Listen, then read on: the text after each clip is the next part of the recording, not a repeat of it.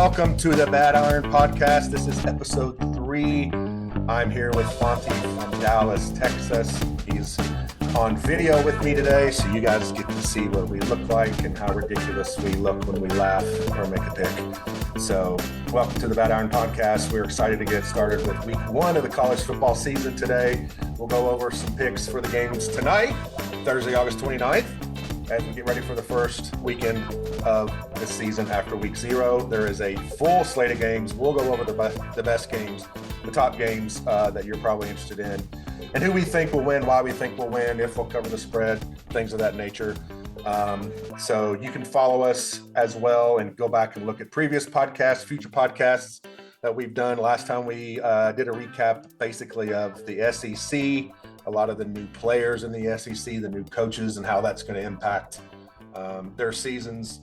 We went through and made our over-under picks. So if you go back and listen to the last podcast, you can listen to those. Jeff and I agreed on quite a few, but we also disagreed on some. But I think we had some really good opinions that you might want to hear if you want to play any over-unders before those games start this weekend as the SEC kicks off play. So you can get those in before Saturday as those games start, although some of them play tonight, including Missouri, who we had a pretty hot take on, or at least I did. So anyway, yeah, follow us. Go find us on social media. You'll see a pick that we made for week 0, which happened to come out pretty good for us in the Florida State-Georgia Tech game. You'll see that in a pinned tweet on Twitter, or you can find us on Instagram as well, and YouTube. And then you can find our podcast anywhere you can basically download a podcast. So that's kind of a recap of what we did last week. This week, we're going to go through some of the big games of this weekend. We're going to talk a little bit through the rules, things like that of the playoff. This is the first year for the 12-team playoffs. So we'll talk about that. But Mr. Fonty, how are you doing today? Man, I'm good. I got to tell you, it's been a long week. I mean, we're staring at college football starting really tonight. I think there's some games. There's some games tomorrow. And then we've got Saturday. Yep. You know, it's one of those weeks where you kind of sit there and you're completely ready for Saturday to come. And then it just feels like it never comes, right? So here we are Thursday. Yeah. Man, I feel like I should just take tomorrow off from work, but I can't. Doing really good. Excited about this. Cool. So I know you play a lot of golf. I play a lot of golf. Do you forego some Saturday football for golf, or do you usually try to get it out of the way in the morning and then get home for the football? Oh yeah, I think tomorrow I tee off at 7:14. So there's that. I shouldn't say tomorrow, Saturday. See, I'm already thinking that it's tomorrow, right? So Saturday I tee off at 7:14. There's that really awesome game, Georgia Clemson. It's the one I think most people want to watch and are looking forward to. I'll put it on record. I will get home as fast as possible, crack open an adult beverage, and then try to catch up as quick as possible because, you know, I don't want to know what's going on. I want to wait, so I'll watch it on record. Right on. Well, I'm sure you'll whoever you beat in your match on Saturday, you'll have enough coins in your pocket for a frosty beverage, I'm sure. Were you able to beat up on anybody this week, or did you play golf this past weekend? Did you kill any wildlife along the way? I didn't kill any wildlife, but you know me, man. I play every weekend. So golf's a big part of my life. Oh, goodness. I had a great round, I got to say. Saturday was not my best. Got back to the course on Sunday and really found my game. So it was a great round on Sunday. Super excited about that. We're going to see what this Saturday holds. I'm not entirely convinced it's going to be great. We might have some swing issues we got to work through, but we're going to give it our all. At least you got what that. What about you? I have been practicing. I've been practicing. I need to play more. But yeah, we'll see. I love it though when you play early on a Saturday morning like you do, and no matter what happens in your game that morning, you've got that great slate of games coming up when you get home. So you at least got that to look forward to. So no matter if you play well or play bad, throw 4 clubs in the pond, whatever you do, you got those games to look forward to when you get home and crack open that frosty beverage or whatever libation or drink you like to drink. So that leads me to something, we played a lot of golf together, and laughed at a lot of other people together. What's your biggest pet peeve on the golf course? Maybe it happened recently to you. What's the biggest pet peeve you have when you're But playing golf? well, I have to say it has not recently happened lately. So I got to say, I play with a great group of guys out at this course, and it probably took me the better part of a year to train these guys to not do my biggest pet peeve. So my biggest pet peeve is do not talk to my golf ball. I don't want your mouth anywhere on my golf ball. If it's in flight, but really most specifically on the putting green. And I mean, look, here's the reason why, right? You sit there, you got a 15-foot birdie putt, you just hit a nice shot into the green. You're kind of reading this putt, you got the read, you're confident, you step into it, you hit the putt that you think is going to go in. And then a foot before the hole, we all know, right? We played enough golf. It hits a spike mark, it hits a bump, an imperfection in the green. And next thing you know, it dives off. But right before that happened, inevitably someone in the foursome is like, nice birdie or nice putt, right? And then you see the Yep. ball fall out of the hole. And it just drives me up the wall. So I've got a really good friend. I'm not going to name him on here, but he, for months, would talk to my golf ball. And I would just stop and glare at him, right? So what did he end up doing? After he finally figured it out and he understood playing with Fonty, don't talk to his ball, right? He went and bought a hat, and I wish I had the hat since we're on video, but he went and bought a hat and it has these patch on it, right? So there's these hats out there that you can buy with patches with particular phrases on them. He bought a don't talk to my ball hat, showed up the next week wearing this hat. It was classic. We were losing it on the first tee, just looking at this hat. And I was like, dang straight, right? Don't talk to my ball. So that's my biggest pet peeve. All right. Did he give you the hat or did he keep it to wear for future rounds?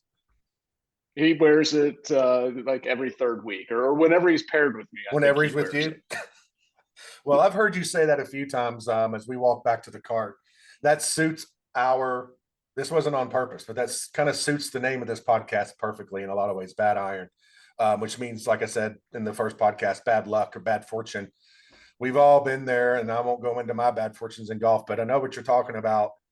It's almost like that mouth on your ball saying it before it's happened is the bad iron. That is the bad fortune that causes that spike mark or that worm or that little rock to all of a sudden move in front of your ball. Swear it. It happens way more than it doesn't happen. I don't ever remember one time, you or me, where someone is saying that, but you're anticipating the ball going in and it goes in. I don't remember that ever happening. It feels like it does not ever happen. It's just crazy. I'm with you. Pet peeve of mine too. And that kind of goes to my biggest pet peeve on the course, which is kind of broad, but I have millions of specific examples of whether you're walking or riding, whichever one it is, people just not aware. And it's gotten worse with, not to be the old curmudgeon, but the younger players today who, I'm wearing headphones right now, but they may be in a tournament and maybe you're in a practice round and they got their headphones in. They are in their own world, their own zone. And it's not the fact, what I hate is when they walk in front of you. You haven't hit your ball yet, but maybe they've hit their shot, maybe they haven't. But you're preparing to hit your shot and they're still walking up in front of you down the fairway like, I don't know what's going on, but I got my music playing or whatever. And it really doesn't bother me. It's not going to distract my shot, but the disrespect bothers me, and the lack of awareness and the lack of, I guess, awareness or, consideration for your playing partners. It's a game of respect. It should be a game of respect. And to me, that's part of the game. Another example, somebody has already hit their shot and you're walking up to hit your 60-yard shot because you outdrove them by 50 yards. They've already hit theirs. You know how that is. And, you hit a bomb and you're down there 50 yards from the green and they go over their cart and then they pull up behind the green. You walk up to your ball, you're about to hit your shot. There they come over the hill behind the green. And then you step back, you're like, okay, I'll wait for him to move. He doesn't move. He just stands there like it doesn't matter.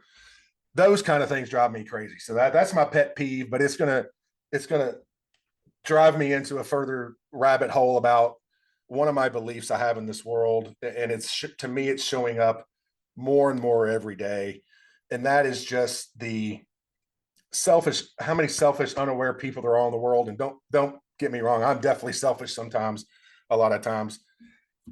Everybody's offended by everything. And it's just like the Washington Commanders, now that used to be my favorite team because I'm of Indian heritage. I'm 25% Indian. So I feel like I can say this. My grandfather was a full-blooded Cherokee Indian. But the changing of the Redskins logo, and this is going to be controversial probably to a lot of people, but it drives me nuts. Those kind of things. And you know who's at fault, Jeff? You know who's at fault, Fonty? There's one person at fault for this. Oprah. Oprah. Oh my goodness. Oprah is at fault for this. Yes, she gave people cars. Yes, she gave people everything. But everybody's a victim. Everybody's a victim. It's not your fault you grew up in hard times. It's okay. It's going to be okay. It just drives me nuts. The reason the Redskins are named the Commanders today is because of Oprah. She is the one that drove us to all this being everybody's a victim. And we all have, I have ADHD. I have anxiety. Well, you know what? Everybody does. We all do. It's not just one person. Everybody's going through something. And you may not know it. Some people just handle it better than others. So that's my big thought of the day. We'll have to name this something because I've got others and I know you do too, but I think it drives towards what makes people do what I hate on the golf course, which is like the inconsiderate, walking ahead of people. You've never done this. I really don't think you've ever done it. And if you did it, you didn't realize you did it because you're very good about that. That's why I enjoy playing golf with you so much. But do you agree with me on the Oprah thing? Are you even old enough to remember the Oprah show back in the day? Oh, certainly. Come Okay. on. I'm definitely old enough. That's a hot take. I gotta put that to you, Andy. That is a hot take. I was not expecting you to drop Oprah in this podcast. So I'm gonna have to go back and think about that. Let's hold that one for the next podcast to get my reaction No to opinions? the Okay. Oprah comment. Yeah. Well, that's really kind of hit. That's got me spinning up here. I know that Saturday morning when you play golf and somebody puts their mouth on your ball, you're going to think about Oprah right off the bat. So I got that going for me at least. So anyway, no offense to all you Oprah lovers out there, but just think about it, people. Just think about it. Think about if you're old enough, what it was like before Oprah.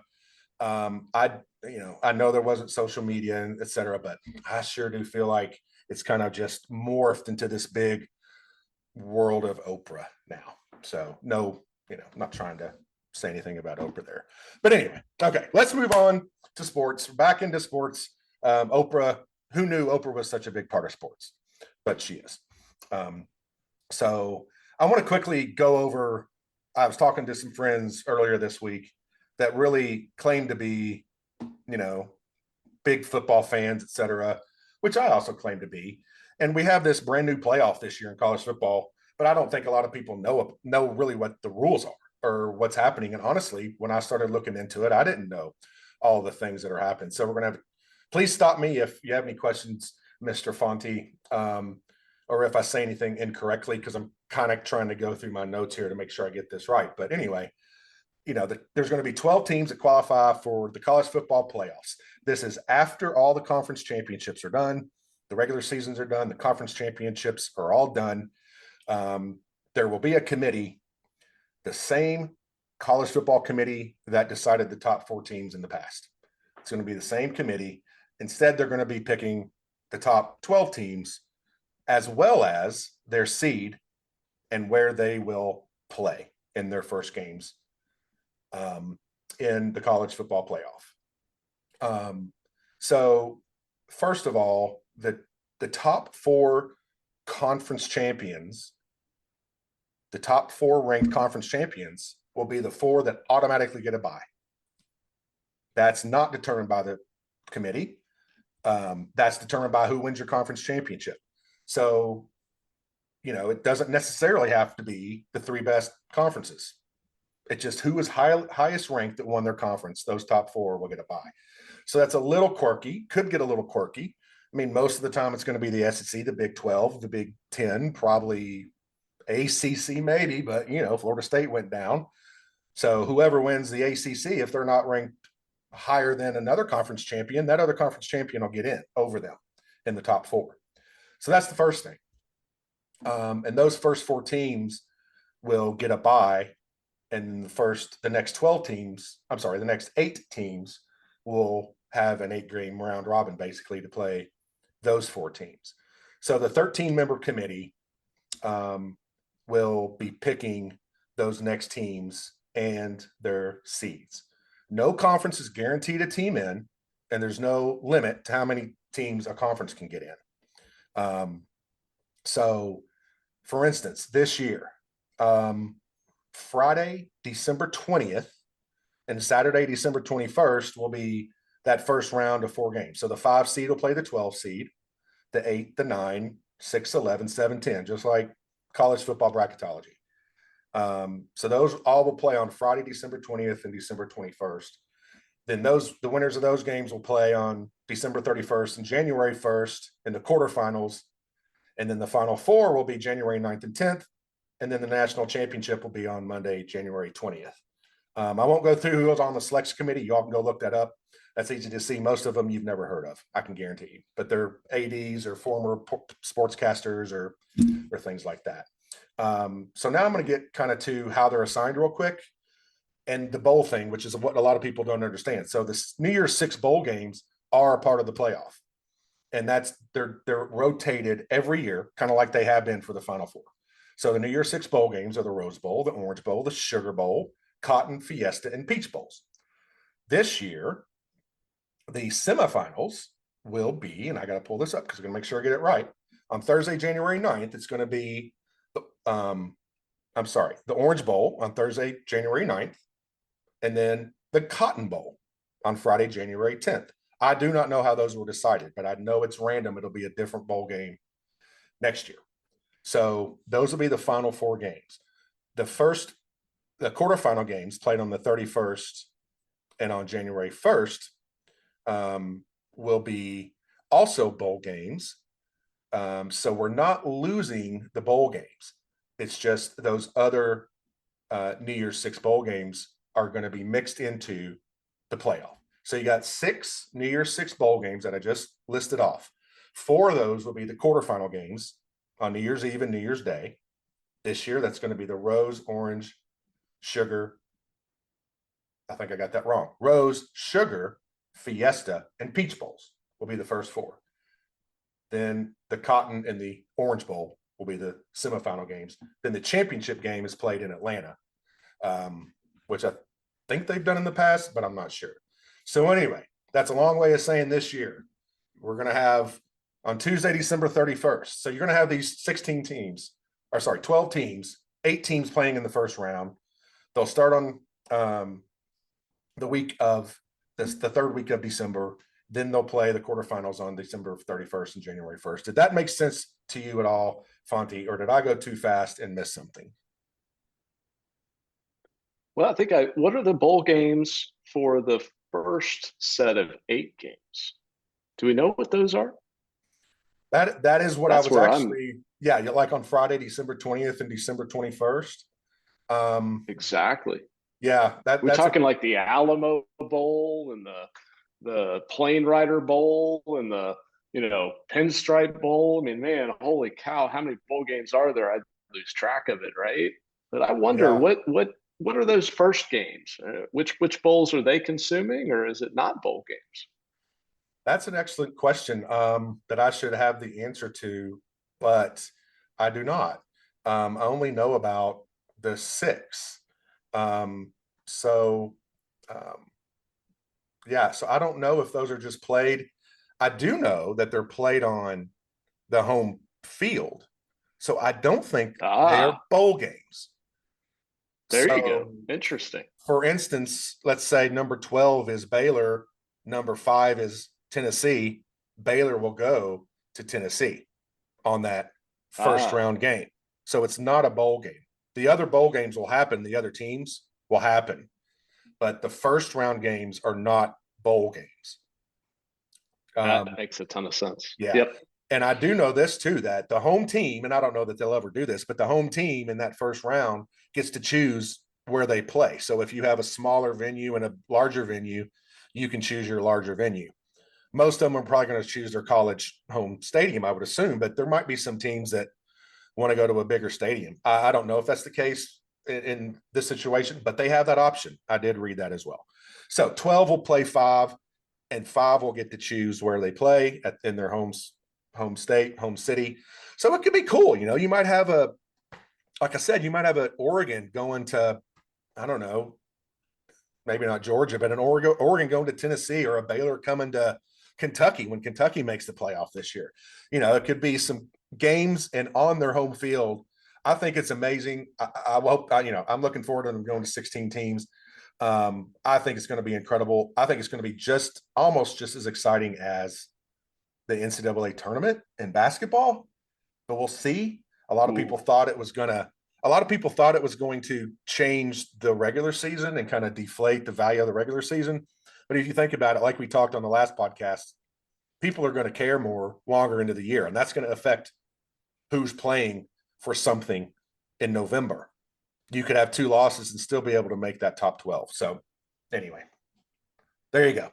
College football playoff this year. That's the way it's going to be. Let's get into some games.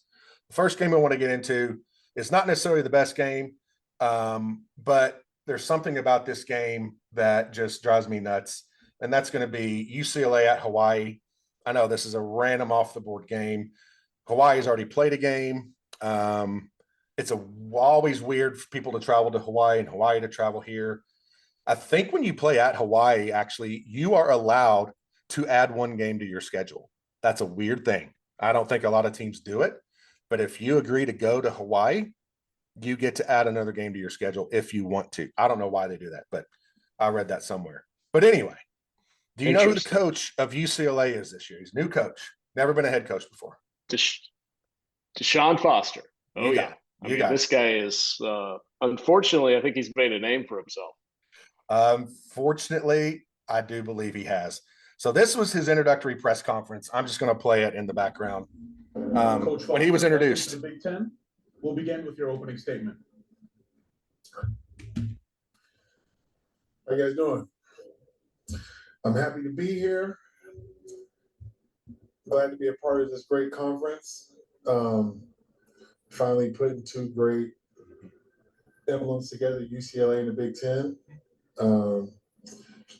We're a school that's won, 123 championships. So this fits us being right in this conference.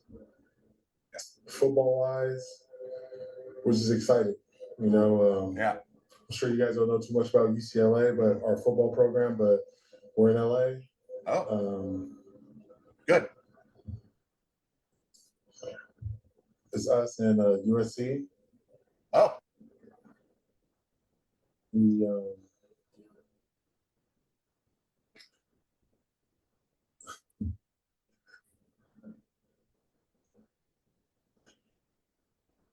I'm just basically excited, really. That's it. Any question? Oh, my land.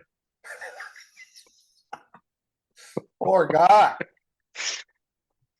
Oh, well, if you haven't seen the video, go watch it. He's up on stage all by himself. Huge UCLA banners behind him. He's there all by himself. I kind of felt sorry for him a little bit, and he laughed it off. But Fonty, come on. What are your thoughts? All right. I look, I got to say this, right? I don't blame Deshaun Foster. He was an exceptional running back in college, right? UCLA. Had a decent pro career, probably had some measure of media training, right? You would think so, because he was probably in front of the camera, and whether it was in college or whether it was in his pro career. I am blaming the UCLA staff. That simply cannot happen. It cannot happen. Whoever is running their media training needs to be let go. Needs to be let go. Yes. So I'm with you. Look, maybe Deshaun froze. Maybe the moment was too much for him. He's going to learn. He's going to get better at it, right? I think we can all agree that sometimes you got to go through the pain to get to the other side of it. But my goodness, I am not going to pin this on Deshaun. I am pinning this on the staff and that athletic department. And there's clearly issues there with that team. I can't imagine what that conversation was like when Deshaun got off the stage and walked into the background and kind of looked at his team and was like, how'd you do? right? How'd you do this to me? So I feel bad for the guy. Yeah, I don't know who's to blame. Maybe he said, "Hey, I don't want notes. I don't want topics." He should not have said that, and they should have said, "Yes, you do." But you know as well as I do, when you get up in front of people or you got to present something, you got to be prepared. He was not prepared, and when he froze, you should have notes. Even if you read it, you're better off. If they had prepared and gave him some notes, he had a podium. You can refer back to that and get back on track. Get off your, freeze that you're in or whatever. So I'm with you. Somebody should have at least had notes up there for him just in case something happened. I'm with you. But anyway, they play at Hawaii. I believe it's late on Saturday night. They are 14-point favorites. The over-under is 54.5.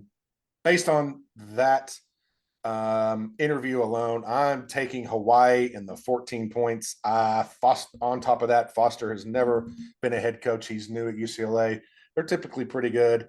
Hawaii can put up some points, so you might get a backdoor cover. What do you think? I got Hawaii covering the 14. Yeah, I'm going to stay away from the points, and I'm actually going to take the over. I don't see much defense being played in the course of this game, right? I mean, I'm not sure Hawaii is going to really be able to stop UCLA. And then, look, I mean, a whole new system, new coaches. I said that on the last podcast. I always think teams struggle in that endeavor. So I think that UCLA defense is going to have holes all over the field, and that Hawaii program is going to exploit it. So I'm going to stay away from the 14. Not that I don't like your pick, but I'm actually going to go with the over. Yeah, this is not one I'm going to put in my picks on the ESPN or on this podcast is one that I would go with. That's just the one I'm picking there, just because I wanted to hear Deshaun Foster speak again. But I kind of like your over. Hawaii tends to have a lot of high scoring games, especially at home.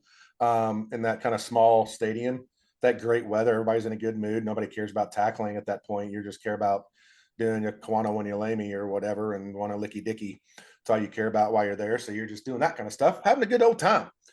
So yeah, I agree. A lot of offense. I like the over too. I might have to touch on that one on Saturday. We'll see how it goes. But got a few games tonight. This is Thursday, August 29th. Like I said, we're getting not too far away from it.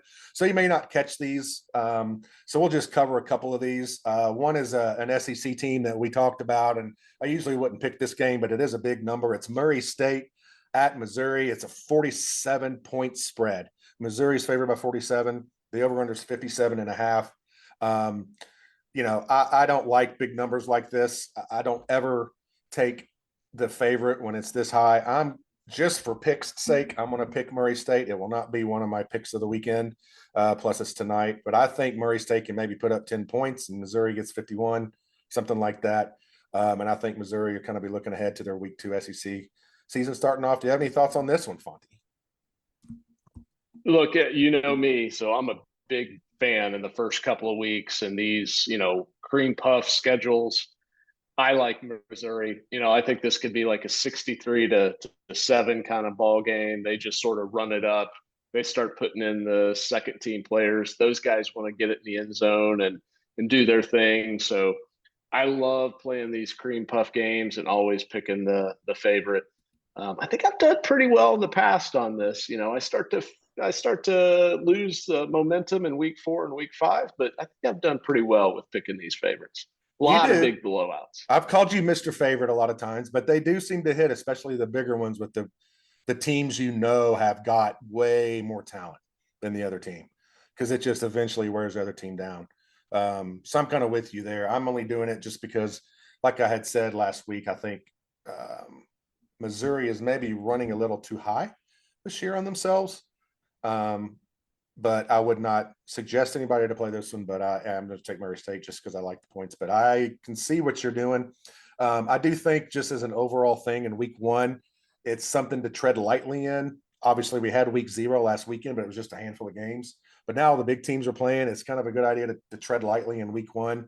Nobody really knows what's going on. And then what I'm going to tease for next week, when we're on next week for week 2 and week 3 and week 4, is the overreaction. Everybody overreacts to what happens in the first game, second game, third game. Don't tell anybody, including Vegas. They're going to overreact to things that happen this week that won't happen next week. So we'll see what happens in that game, but just something to think ahead. The next game for Thursday that I think is a pretty good one is UNC at Minnesota. So North Carolina at Minnesota. It's a weird game. It's not one you would really think of, kind of like Florida State and Georgia Tech playing in Dublin. But UNC is at Minnesota, North Carolina at Minnesota. North Carolina's favored by 2 on the road. No more Drake May. What do you think about that one? Well, two teams I don't know a lot about. North Carolina going to Minnesota. It looks like it's a -2. North Carolina's given 2 points. Part of me says, look, just take the home team in this situation, right? This might be one of these pick 'em games by the time this one kicks off. So I'm actually going to take the home team. I think some of that home energy and some of the changes at UNC, like you said, with Drake May. Yeah, I like Minnesota. I'm with you. I'm taking probably Minnesota on the money line. It's 2, so it won't get you that much, but most games don't end up at 2 or 1. So I'm with you. We're both on Minnesota tonight against North Carolina. Go Golden Gophers. Is that what they are? Golden Gophers? They are. Why the hell what is a Golden Gopher? I never even thought about that. What are there gophers in Minnesota? I guess it's a gopher that's golden. Now, what I don't get are the whole oars, but I think I think that whole thing has been retired. So anyway, I got, maybe we can get Myron Metcalf on here one day. If you've heard of him, he's a sportscaster for ESPN. He's from Minnesota, loves Minnesota. Maybe he knows what a Golden Gopher is. I mean, anyway, it sounds like it could be a little naughty. I don't know. You never know with those people, all the snow and cold they have, they get a little freaky up there. So anyway, as you alluded to, we got a few games on Friday. I'm going to touch on one. I think it's a new to the SEC team. We got Temple at Oklahoma. And Oklahoma is a 42.5 point favorite. I don't know anything about Temple, but this is one I am going to predict, Fonty, that you are going to take. Even though you said Oklahoma will regress in the SEC, you're going to take Oklahoma covering the 42. Am I right? Actually, no. New quarterback, Jackson Arnold. I am going to stay away. I think this young man is probably going to struggle for a little bit. Now, again, I'm not going to sit here to tell you that Temple is some incredible football program that's out there to stop OU, but I don't like 42.5. So that's one I would stay away from with Jackson Arnold. First time really suiting up and leading that team out of the tunnel. So I'm going to stay away from okay. OU, and I would take Temple in this scenario. Okay, I'm with you on Temple. If for nothing else, I don't remember the last time Oklahoma had a good defense. I think it was 85. It seems like even if a team comes in, and I don't know much about Temple, but I feel like they'll be able to move the ball. Even if Oklahoma and that quarterback does have a decent game, they're going to put up a couple of touchdowns, which means Oklahoma's got to keep putting the gas on, and I don't know that they're going to do that either. So I'm with you. I like Temple to definitely cover that 42.5. I think that hook right there is important if you can get it. So Temple, we're both on Temple at 42.5. Okay, hold on a second.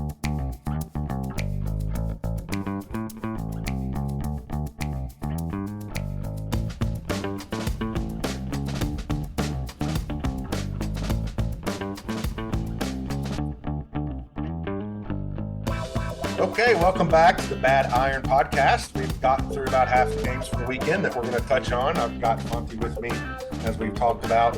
We've had some fun so far today. We've just finished talking about the Temple-Oklahoma game. Now we're going to move on to the Saturday slate of games. We're going to hit some of the top games for today. One of the ones I want to hit first, Fonty, is my team, Kentucky. They're playing host to Southern Miss in the opener on Saturday night. A lot of people picking Kentucky to finish down low on the bottom of the SEC. Mark Stoops, as we talked about, the longest tenured head coach in the SEC, but that doesn't mean they're necessarily going to win every game. They're favored by a whopping 28 points at home. I'm going to start on this one. Fonty, Kentucky has covered the last 4 opening games under Stoops, all in pretty easy fashion. They have an amazing defense this year. Southern Miss is really down. I do know that they were good back in the early 2010s maybe. They've really lost a lot of momentum. So I'm going to stick my head out here. This is not going to be one of my top picks, but I'm going to take Kentucky covering the 28. I think they get to around 40, and I think Southern Miss struggles to score. Do you have any thoughts on this one?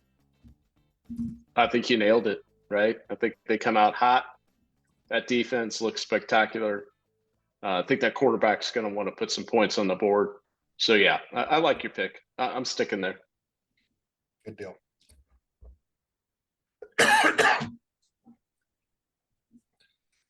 Sorry, I'm going to cut this out.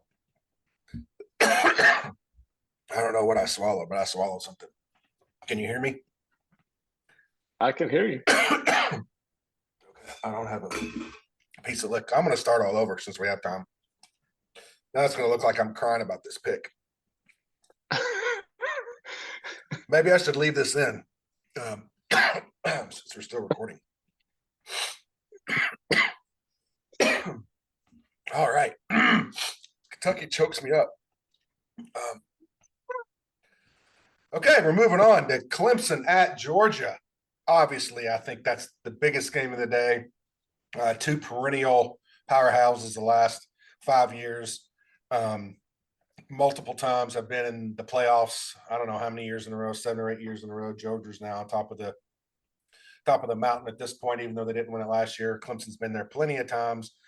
Clemson beat my Kentucky team in a bowl game last year in a last second touchdown drive against the weak secondary that Kentucky had.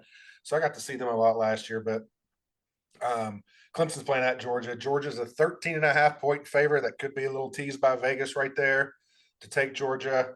What do you think about this big matchup with one of our favorite coaches, by the way, Mr. Dabo Swinney? It's hard to even talk about Clemson. I got to say there's a family Clemson connection. So for me, it's really even hard to kind of talk about Clemson, but that's okay. I'll get into it. Look, I think we know who Georgia is, right? I mean, ultimately, they're going to be one of the best teams in college football. I don't think we know who Clemson is. They had this 5-star, basically the number 1 player in the country, Cade Klubnik. Has this young man lived up to that billing? I'm not sure many people agree that he has, or will say that he has. So I think there's just a lot of question marks in that program, and I'd love to kind of lean out and kind of pick Clemson here to cover that 13.5 to make this an exciting, close game, something that comes down to the end. But I think there's too many question marks across that team and with Dabo and with some of his new coordinators. So I've got to take Georgia. I've got to say they're probably going to dominate Clemson, and Clemson may struggle to score. I'll hope we come back and look at this in the next pod and see, whether I was remotely close in my take here. But that's where my head is at. Just a lot of question marks with Clemson. I agree with you on Georgia. I'm going with Georgia. If it's 13.5, it may go up by game time. Most likely will probably end up higher than that. If it's 13.5, I definitely take it. If it's 14, I probably still take it, and maybe still going to push at the end. I think Georgia has got something to prove. Like I said in our last pod, I think they are really out to prove people wrong. They've got a lot of big pieces back. And Carson Beck too back. I think he'll have even better year this year. So I don't think the ACC in any way, shape, or form is up to par to handle. We've already seen Florida State lose to Georgia Tech. Who knows if that's a reflection on the mediocrity of the ACC or not this year. Again, I think Georgia rolls them. I think it's 3 touchdowns by halftime, and they cruise to the end. Hopefully, we just got to have to worry about that backdoor cover, but we're both on Georgia on that one. I'm with you. Hopefully we're right next time when we come back and review these. One of the ones I want to touch on is Penn State at West Virginia. Penn State picked top 5, I think, again this year. They kind of fell apart at the end of last year when they're playing some good teams. West Virginia is an 8-point favorite.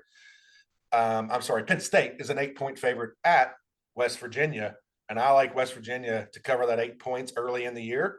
I think it's another one of our favorite coaches at Penn State, Mr. Franklin. I don't know what you think about him, but he's a little bit wacko, kind of like Mr. Dabo Swinney. So I'm going to take West Virginia to cover it, the 8 points at home. I think this is a big year for West Virginia to really push and fight for the Big 12 championship. What do you think? I have to go the other way. I do not like that pick, and I don't like Neil Brown. I think he's not the best head coach. That quarterback has a ton of talent. I mean, I'll give it that, right? He's played pretty well, particularly late last year, really showed a lot of things. I think people are expecting big things out of him. I don't know. I think Penn State's kind of big brother in this scenario. I think they come in there and really sort of dominate the offensive line, or the line of scrimmage, I should say, both offensive line, defensive line. So I like Penn State to take care of business here. So I'm going to pick the other side of you on this one. All right, that's good. We shouldn't be picking the same side every time. We'll have a little bit of a difference there. So we'll see what happens. We'll be, I'm sure, texting each other during that game, rooting one way and rooting the other. So I do have some thoughts on Miami at Florida. Interesting time of the year for this game to be played right off the bat. And this is great. I think we've got a lot of great games right off the bat in the first week. Sometimes those are pretty lame, but I'm gonna go first on this one. We haven't talked about either. We haven't talked about Miami. We talked about Florida. We both, I think, thought Florida was going to be. I think you named them a dumpster fire in our last podcast, which I tend to agree. I think the coach may be on his way out this year. I think Miami is going to be a little more talented, and they're going to challenge for the ACC title. I'm taking Miami to cover. That's 2.5. Miami's favored at Florida, but I don't care. I think Florida does not have the talent Miami does, or the speed. I think Miami takes it, and I'll even give up the 2.5. What do you think? I think this coach has lost it before we even step foot on the field. I mean, I called Florida dumpster fire. I'm just adding fuel to that flame, right? So, yeah, they get destroyed by Miami. Miami's going to rule the roost in the state of Florida probably this year, and I look for them to come out strong. I agree. So we're both on Miami there. That's actually one of my top picks that I'll go over at the end of this, but Miami's definitely one of my top picks of the weekend. I'm not usually a big road dog guy, but this matchup seems to be a mismatch to me. We're going to move on to a random game, but it's going to be one close to your heart, Fonty, and that's Tarleton State playing at Baylor this year. Baylor with not the best year last year. You can talk a little bit more to that, and you can tell me where Tarleton State is while you're at it. What do you think? They're favored by 26.5, by the way, is the number I got, Baylor. Yeah, the thriving metropolis of Stephenville, Texas. That is where Tarleton State is at. Look, hey, we gotta talk about Baylor, right? You can't see my helmets above me, but I do have several Baylor football helmets there. So interesting news: the Tarleton State quarterback, right, as big a recruit as he probably was for Tarleton State, and that is a joke, is not playing. So they are already down their starting quarterback. I'm all over Baylor in these points. In fact, I wouldn't be surprised if this line has already shifted from the 26.5 that you've got for this game. So I'm taking Baylor. I think this is going to be a big blowout. Probably gets to 50. Our OC has got a lot to prove, and I think he's going to put the ball up early and often and down the field. And I wouldn't be surprised if by halftime, we've already got 30 on the board. So I really like Baylor in this game. Awesome. This is what we're here for, people. This is the insider information. Who knew the Tarleton State quarterback was out? Most people did not, or that he was even a top recruit. I don't know when that was announced, or if the line has moved since then. You guys can go find that out. I love your analysis there. I think it's hugely important. Baylor, I think you're right. Maybe has something to prove to bounce back this year. I'm going to stay away from it because I don't know it as well as you do. Rooting for you on this one, though. I'll be rooting for Baylor to cover that, whatever the number gets to. And hopefully Baylor bounces back this year.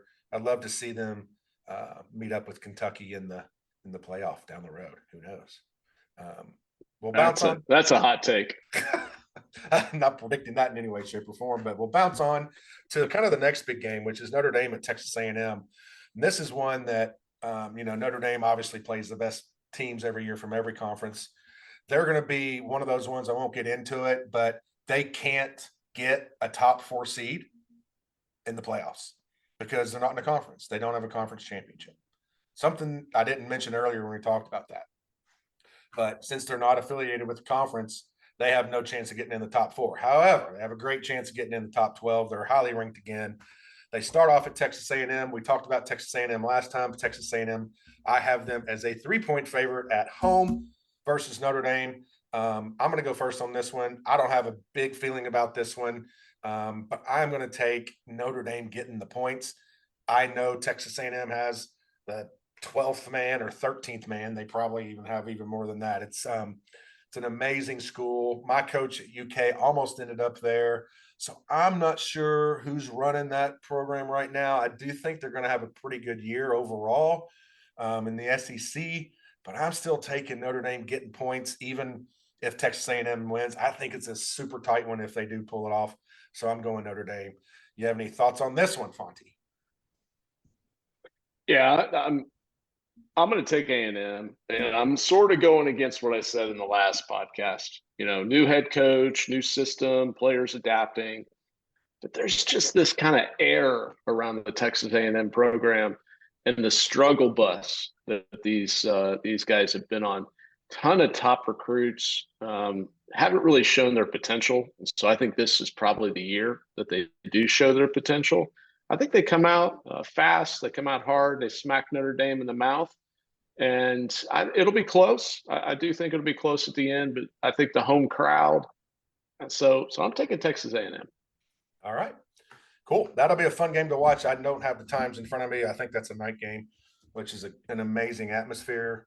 If you've never been there, it's not a great city to visit, but it's a great atmosphere to go watch a home game. Speaking of a great atmosphere to watch a home game, we're going to move on to a Sunday game right now.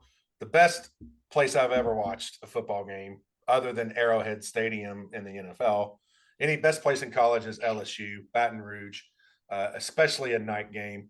They get to host USC without Caleb Williams on Sunday. LSU, LSU, USC, two of the Heisman top picks last year, going to have probably pretty good careers in the NFL, but LSU's got them at home Sunday. It'll be an amazing game. There's no NFL, so there'll be a lot of eyes on this game. LSU I've got them as a 4-point favorite, and the over-under is at 64.5, hosting USC. If you remember last year, if you bet the over on these two teams all year, you made bank.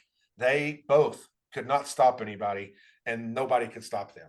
They went over, I want to say, 94% of the time between the two of them last year in every game. That's why that's why the number's at 64.5. So don't have their quarterbacks this year. So I am leaning on taking the under, but I hate taking the under just because it's not as fun. It's not as entertaining rooting against people to score. So instead, I picked LSU to have a big year this year, despite losing their quarterback. Both teams lost a quarterback. I'm taking LSU at home. I think that stadium at night, at home, at day, any time of the day is a big advantage. I got LSU -4, but I'm leaning. I might do a little parlay with the over. What do you think on it? Look, these are probably the two coaches everyone loves to hate. Lincoln Riley, Brian Kelly. I mean, there's just nothing about these two guys that makes you want to stand up and smile and cheer. So, yeah, I mean, look, for me, I'm kind of staying away from this game. I don't have a big opinion either way. I'm definitely going to watch it. It's going to be an exciting game to watch. But, I don't have a hard feeling either way what's going to happen because, quite frankly, I don't like these two coaches. For sure. We heard that in our last podcast as well. Had a little fun at the expense of Brian Kelly and his fake Bayou accent a few years ago. I can't ever get away from that. I should have had a clip of that one too, because I could cringe hearing that one again.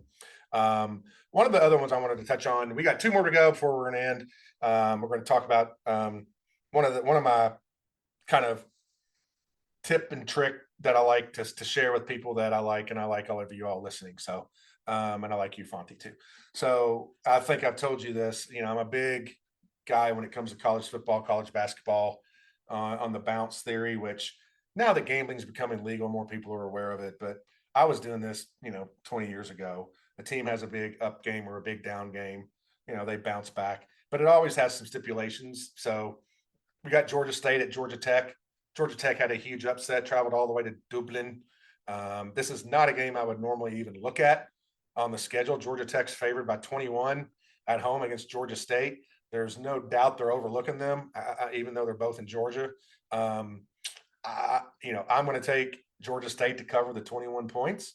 Sounds crazy, but gambling's crazy. I'm sticking with my guns on this one. Usually, for me, the bounce theory or the bounce back theory, both of those depend on the coach and how and how veteran the team is. That matters a lot. I will never play a well-coached Georgia team to bounce off a big win, but I'll always play them to bounce back. Georgia Tech, I don't think the coach has proven yet. Yes, he had a great game, so I'm not sure how prepared he'll have him. That's my long rant about one of the tips of the day for Gambling 101 that I like to share with people.